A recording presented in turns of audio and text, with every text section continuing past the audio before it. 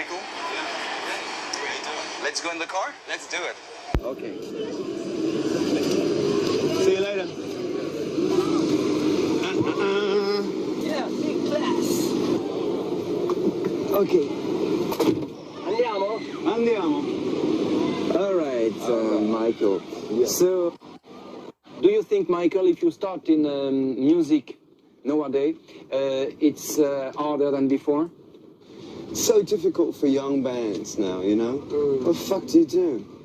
You know, you got a great song, you managed to somehow get a band together, you managed to somehow write a great song or two, somehow managed to record it, so far you're in debt for the rest of your life, and then along comes video, you know, and it's very difficult, you know, to compete with $250,000, $500,000 videos, you know? Even for us it's difficult to compete, you know? It must be really tough to be a new band. Yes. Really tough. It's not like just, oh, my little band, you know? It's not like that anymore, you know? It doesn't happen that way. In the 60s, you could be nobody, come from nowhere, and as long as you had a song, you know, you're okay. And now that's not true anymore. It doesn't exist, basically. Andrew Farris said that to really work, you have to know what people want to listen to. So...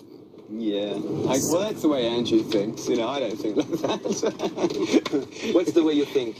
Well, I don't know. I think, you know, that he. Well, I'm not sure in what context he said that. Yes. I'm not sure if he meant that he writes music just for people or what. I'm not sure, because I mean, he seems to just write for himself, but he writes a lot of stuff, a lot of different styles. You know, I don't know. I think you have to sort of be on the street and have friends who have normal lives and keep your ears and eyes open, and then you get a rhythm off that. You know, you get a music off the street. And that's how I like to work. But is it easy to keep regular friends when you are in the public eye? Is it easy? I don't know. I think for some people it's really difficult because they don't want to. Some people don't want to have normal friends, you know. You know, they just don't. They only want to have friends who are stars, or, you know.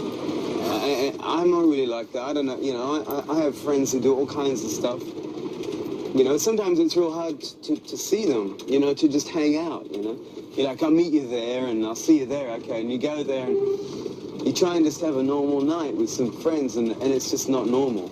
You know, because people like know you're there and they might come up, and that's okay. But for them, it's strange. Stranger for my friends than me.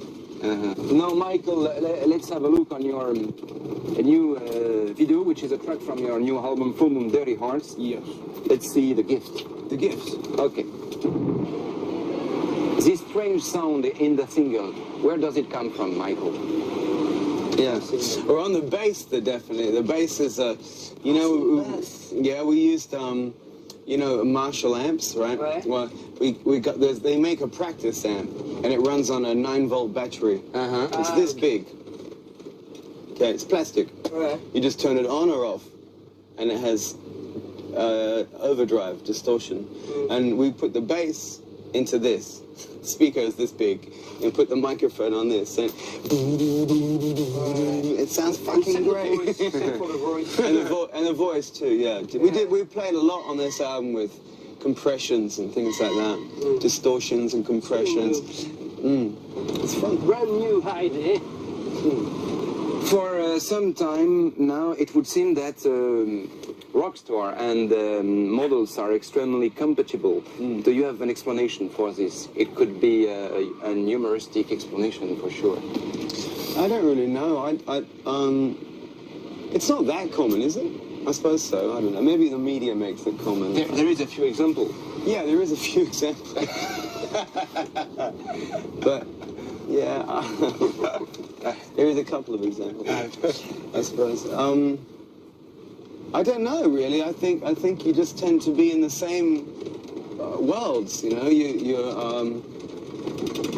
you're traveling, and you're at airports, and you're in hotels, and you're at nightclubs, and you're with you know the same photographers, you know the same video makers, you have, it's just a sort of similar world. You go, hi, how you doing? I don't know how else to explain it. I mean, I met my girlfriend, I met Helena on the telephone. Someone said, oh, you should talk to this person, and I talked to her for 2 months on the telephone. I didn't even know, really, I never met her. I never really knew what she looked like. And, I mean, from magazines and stuff, but I don't believe that. And so it was kind of strange. It was very cerebral, for a while. It was weird. Yeah. And finally, what's the difference between the magazine and the reality? I think she's much more beautiful in person. In some ways, yeah. Okay. Yeah. So, Michael, thank you for coming. The interview is over. All right. I hope that I will see you in Paris. Early next year, we'll be playing. We'll be touring. Next year? Yeah. We'll go out and we'll have a espresso together or something. All right. Yeah. Okay. So in Bercy or in Le Zénith, you don't know? At the moment. I'd like it to be Bercy, yeah. You prefer Bercy? Oh, where, a big show would be nice. A big show? Yeah. Okay. Yeah. For a change. Okay. Very nice to meet you. See you, mate. Bye-bye. Thanks. Bye. See you, mate. Ciao. Il est super sympa. Méga cool. Vas-y, roule. Qu'est-ce qu'on fait maintenant? Eh bien maintenant dans la voiture du bonheur, on va recevoir Gus l'autostoppeur. Ah, et je suis sûr qu'il va nous recevoir avec un petit canado tout à propos. C'est normal, il revient d'un festival à Saint-Brieuc en Bretagne.